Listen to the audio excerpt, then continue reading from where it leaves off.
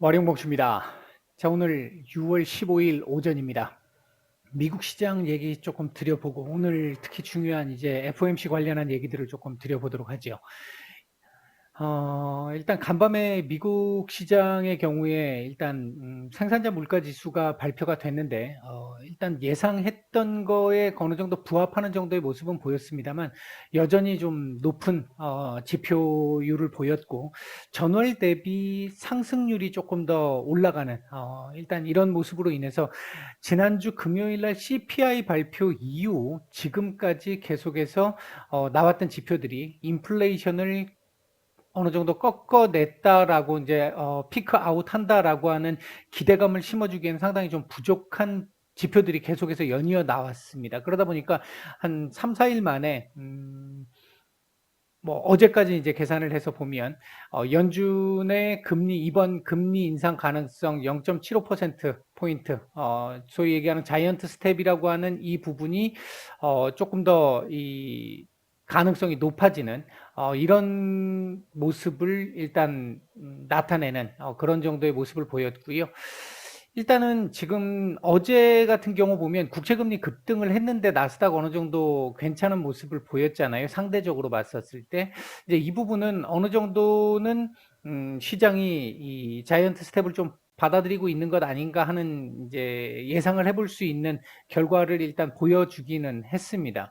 근데 어제 일단 제가 그 말씀드렸던 루머 중에 연준에서 이 75bp를 흘렸을 가능성 이 부분이 조금 더 명확해지고 있는 그러니까 뭐 아직 사실로 확인된 건 없습니다. 사실로 확인된 건 없는데 그럴 가능성이 또 조금 높아지는 게 아닌가 하는 제 개인적인 추정을 좀 해볼 수 있을 것 같고요.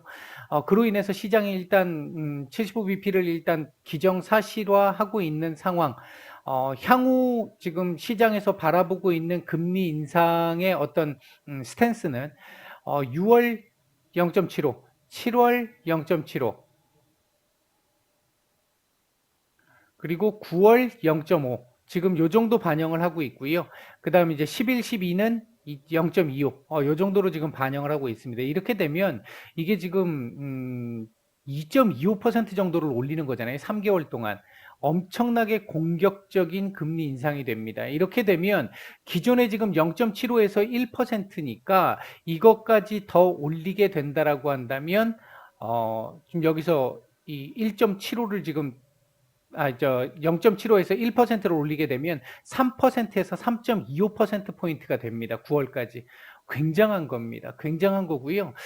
다만 이 부분을 이제 우리 주식 시장의 입장에서 놓고 봤었을 때 이 부분을 시장이 반영했느냐 안 했느냐가 굉장히 중요한데 최근 어제까지로 놓고 보면 이 부분이 어느 정도는 지금 반영이 좀 되고 있는 걸로 보여집니다. 제가 분명히 말씀을 드렸던 부분은 이거 쉽지 않을 거라고 말씀을 드렸고 이렇게 했을 경우에 경기 침체 가능성은 더 당겨지고 빨라지고 더 심해질 수 있다. 그 부분 때문에 쉽지 않을 것이다. 이렇게 계속 말씀을 드렸는데 일단 지금 어제 나온 지표까지로 감안을 해서 본다고 한다면 아마 이 연준 입장에서는 경기 침체를 감안하더라도 일단은 현재 인플레이션을 두드러 잡아야 될 것 같아. 이쪽에 두 마리 토끼 중에 인플레이션을 두드러 잡는 쪽으로 일단 우선을 하는, 그래서 경기를 침체시키는 부분을 어떻게 할 수 없는 그런 흐름으로 지금 갈 가능성이 좀 높아 보이는 게 아닌가. 저도 이렇게 되면 이제 제가 말씀드렸던 입장을 조금 수정해야 될 수도 있는 상황이 됐는데 현재 시장의 모습이 아마 이 흐름 물론 이렇게까지 갈 거라고 보여지지는 아직도 않습니다. 변수가 하나 있는 게 지금 인플레이션 지표들이 계속해서 이렇게 높게 나오고 있고 꺾이지 못하고 있는 이 상황들의 가장 큰 주범은 유가입니다. 유가인데 이 유가가 일단은 어제 말씀드렸던 부분 잘 생각해 보시면 아직 시장이 지금 그에 대한 얘기들을 하지 않고 있는데 잘 생각을 해 보시면 그동안 유가가 올랐던 이유가 러시아에 대한 제재, 그래서 러시아가 하루 1일 생산량만큼 러시아가 생산했던 양만큼 시장이 이 공급량이 줄어들었기 때문에 그에 따라서 공급 부족으로 인해서 가격이 올라왔습니다. 근데 결과적으로 지금 놓고 보면 지난 100일간 러시아는 기존 원래 러시아가 원유 수출을 통해서 벌어들였던 수입보다 더 큰 수입을 벌어들였습니다. 125조 이상 벌어들였다는 얘기니까요. 하루에 1조 이상 벌었다는 얘기잖아요. 이제 그런 정도의 상황이 되다 보니까 생각을 해보면 이거 누가 수입했을까? 유가 상승의 가장 큰 원인이 됐던 것 중에 하나가 공급 부족. 특히 공급 부족의 가장 큰 원인은 중국. 중국 봉쇄 해제에 따라서 유가가 더 올라갈 것이다. 공급 부족 때문에. 중국이 워낙 수요를 많이 요구하니까. 근데 러시아 석유의 상당 부분이 중국으로 들어간 부분이 있고 인도로 들어간 부분이 있고 그리고 또 나머지 상당 부분은 유럽으로 지금 들어간 유로존으로 들어간 지금 흐름들이 지금 나왔잖아요. 결과적으로 그랬단 얘기는 공급 부족이 아니었다라는 얘기고요. 그렇게 본다라고 한다면 현재 유가가 120불까지 올라와 있는 이 부분은 분명히 거품이 있다라는 얘기입니다. 이런 상황에서 뭐 어쨌든 지금 당장 거품은 있는 상태고 이게 투기 자본이든 아니든 간에 거품이 있는 상태고 이 유가가 일단은 잡혀야 되는 상태인데 유가 상승 공급 부족에 대한 일단 논리는 깨지는 걸로 볼 수 있겠고요. 또 한 가지 바이든 대통령이 그동안 완전 등을 졌었던 사우디 공식 방문을 발표를 했고요.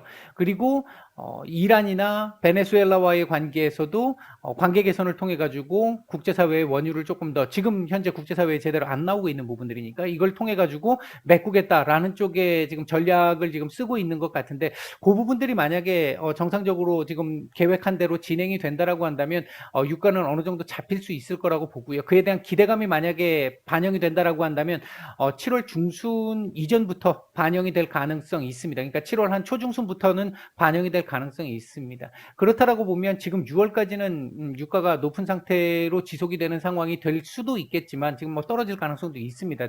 개인적으로 생각할 때는. 근데 떨어져도 많이는 안 떨어질 거고요. 이제 그게 7월 한 초중순, 빠르면 초중순 아니면 늦어도 7월 중순 이후부터 시작해서는 유가가 조금 잡히지 않을까. 그렇다라고 한다면 7월 물가부터는 조금씩 안정을 찾을 수 있는 상황이 나올 수 있겠다. 7월 물가가 그렇다면 8월이 돼야 발표가 되니까 이제 그때 정도까지는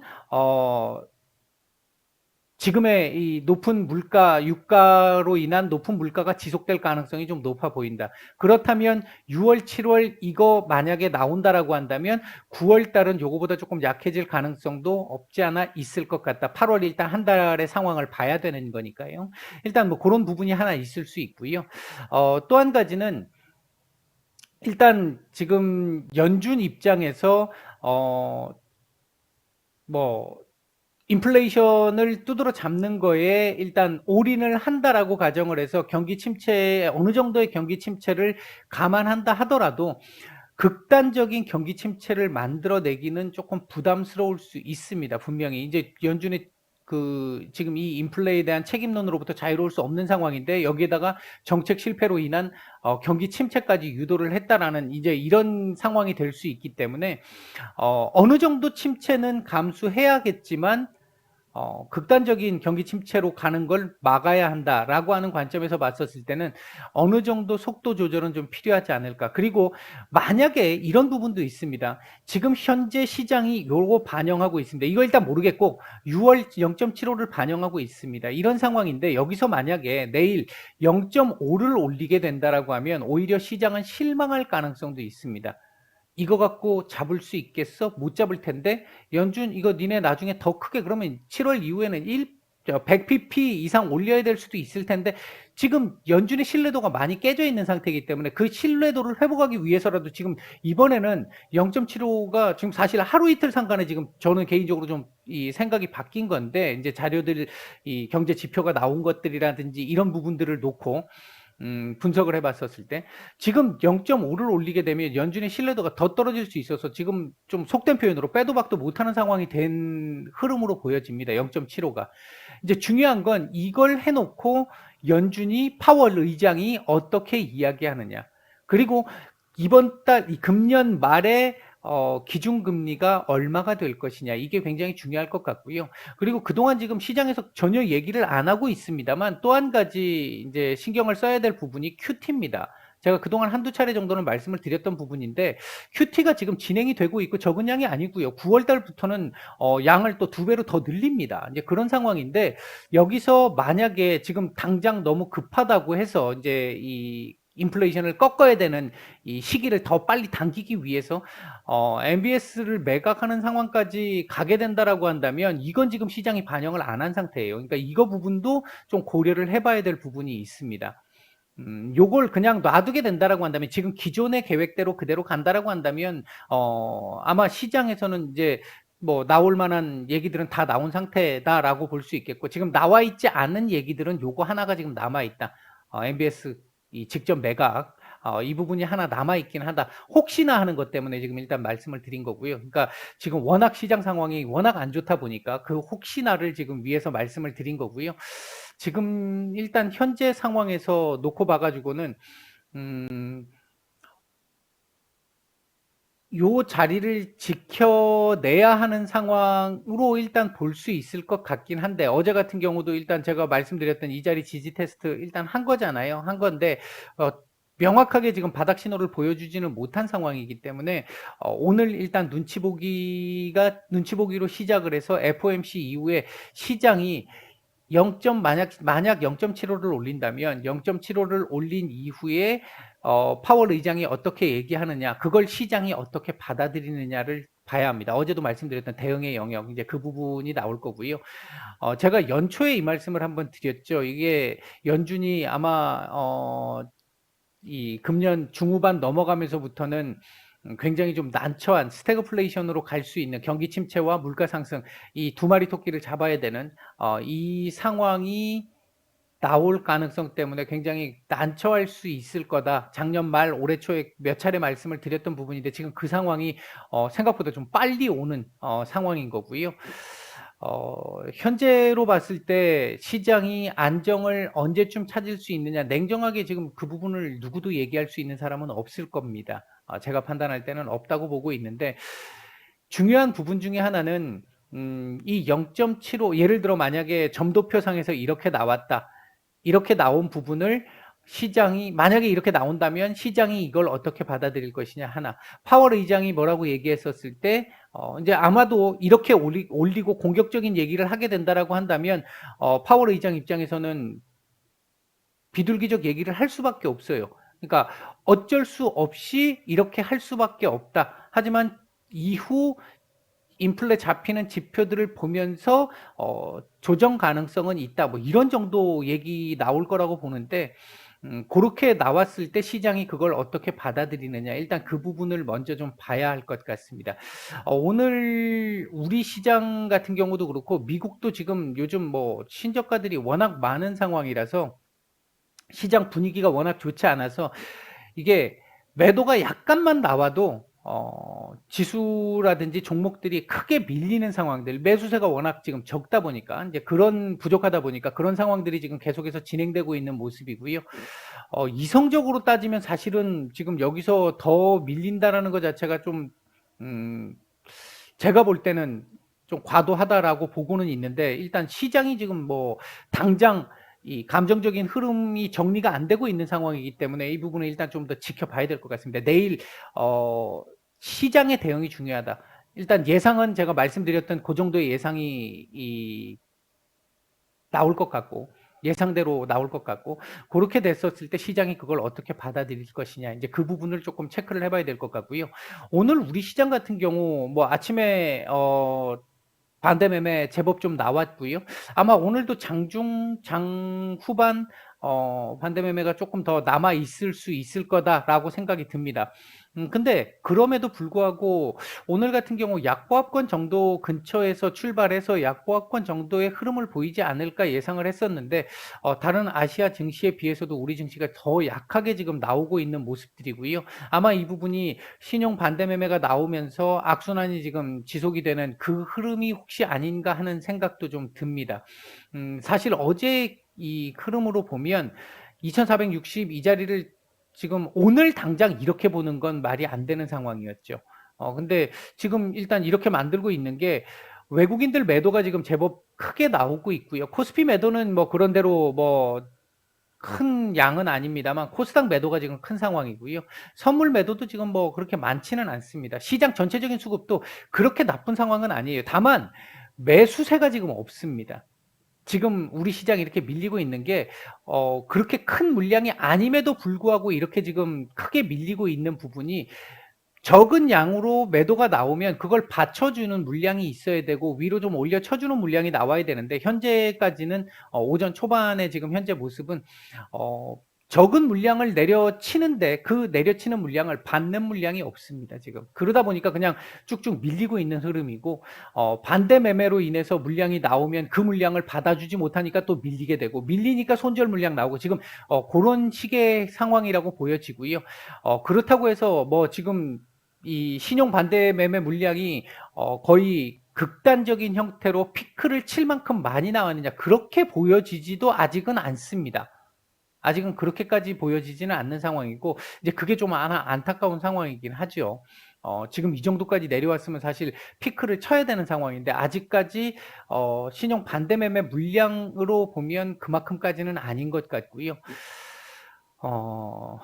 현재 일단 움직이고 있는 섹터들 보게 되면 뭐 원숭이 두창 관련 sek터들, 사료 섹터들 움직임 외에는 눈에 띄는 섹터들은 없고요. 그 외의 섹터들 거의 뭐 대부분 지금 다 급락세가 지속되고 있는 상황이고 특히 지금 엔터주들 같은 경우는 오늘 아침에 이 BTS의 활동 잠정 중단 이제 완전체로서의 활동 잠정 중단으로 인해서 엔터 섹터들 전반적으로 지금 좋지 않은 모습들인데 하이브가 오늘 급락을 하면서 급락 여파로 인해서 다른 지금 섹터 전반 하락입니다만 제가 볼 때 오히려 다른 기업들 같은 경우는 다른 엔터사들 같은 경우는 그렇게 되면 상대적으로 또 기회가 될 수도 있는 상황인데 일단은 오늘 충격을 전체적으로는 지금 받고 있는 그런 모습들 아마 이후 조금 냉정을 찾게 되면 오히려 수혜 가능성 이런 얘기들이 나올 가능성도 좀 있지 않을까 일단 보고 있고요. 오늘 현재 외국인들 매수 중인 종목들 보게 되면 일단 화물 연대 파업 그러니까 이 타결로 인해서 현대차 오늘 괜찮은 모습을 보이고 있고 오리온 오늘 급등 중입니다. 현대차, 오리온, 삼성바이오로직스 정도 이 매수가 들어오고 있는데 전반적으로 매수세는 매우 약한 편입니다. 매도 상위 쪽에서는 삼성전자 매도가 제법 좀 나오고 있고요. 시간대 대비해서 SK 하이닉스도 매물이 좀 나오고 있습니다. 이 반도체 섹터들이 사실 지금 실적들이 계속 좋음에도 불구하고 계속해서 이렇게까지 밀리는 것 자체가 참 너무 안타깝습니다. 이게 지금 뭐 이 정상적인 상황으로는 설명이 좀 쉽지 않은 상황까지도 지금 밀리고 있는 상황이기 때문에 이게 이 부분이 조금 잡혀야 일단 우리 시장도 그리고 반도체 섹터들도 조금 숨을 좀 쉴 수 있을 것 같은데 이제 그 부분이 조금 답답한 상황이긴 합니다. 코스닥 시장 쪽에서는 가온칩스, 셀트리온 헬스케어 정도 눈에 띄는 매수세가 좀 들어오고 있고요. 매도 상위 쪽에서는 LNF, 에코프로비엠, 아프리카TV, 하나마이크론, 위메이드, YG엔터, SM 정도 매도가 좀 나오고 있는 상황입니다. 지금 또 살짝 이제 바닥을 잡으려고 하는 시도 정도는 조금씩 지금 나오고 있습니다. 이때부터 시작해서 지금 조금씩 나오고는 있는데 아직까지는 그렇게 강하게 이게 바닥 나올 것 같습니다. 이렇게 말씀드리기까지는 조금 좀 어렵습니다만 오전 초반보다는 조금은 좀 바닥을 좀 잡아주려는 흐름이 조금은 좀 나와주려고 하는 이 기미는 좀 보이는 것 같습니다. 차트상으로 놓고 봤었을 때 2460. 이 자리를 이탈을 하게 되면 참 또 문제가 좀 커지는 상황인데, 이 자리를 이탈하게 되면, 밑으로 또 제법 또 밀릴 수 있잖아요. 이게 좀, 이 자리는 좀 지켜줘야 되는 상황들인데, 일단 좀 지켜봐야 될 것 같습니다. 이 이성적으로 봤었을 때는 지켜주는 게 맞을 것 같고요. 어제도 말씀드렸습니다만 2500포인트 이거 밑으로 밀리면서부터 시작해서는 2500 한 1, 20 정도 이 밑으로 밀리면서부터 시작해서는 우리나라 PBR 자체 그러니까 청산가치만큼도 지금 안 되는 상황입니다. 청산가치 지금 당장 기업을 문을 닫더라도 지금 주가보다는 더 받을 수 있다는 얘기가 돼요. 이제 그 정도로 지금 말도 안 되는 저평가 구간에 지금 와 있는 상황인데 외부적인 지금 충격 때문에 일시적인 지금 이탈이 지금 나오는 것으로 볼 수밖에 없는 상황이긴 하고요. 아직은 그렇다고 해서 바닥이 완전히 확인된 상황은 아니기 때문에 내일 FOMC 이후에 시장의 반응 제일 중요한 겁니다. 지금 이제 이때까지는 제가 시장의 반응에 대한 얘기보다는 FOMC 이렇게 결정이 날 거고 파월 의장이 이렇게 얘기하면 시장이 어떻게 될 겁니다. 이렇게 말씀을 드렸잖아요. 지금까지 계속해서.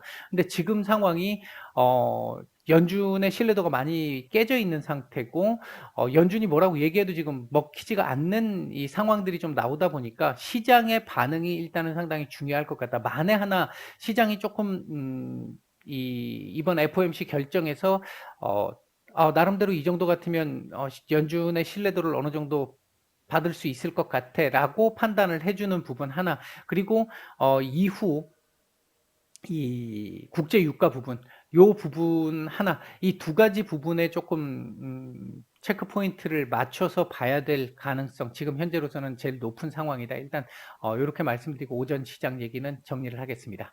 마치겠습니다.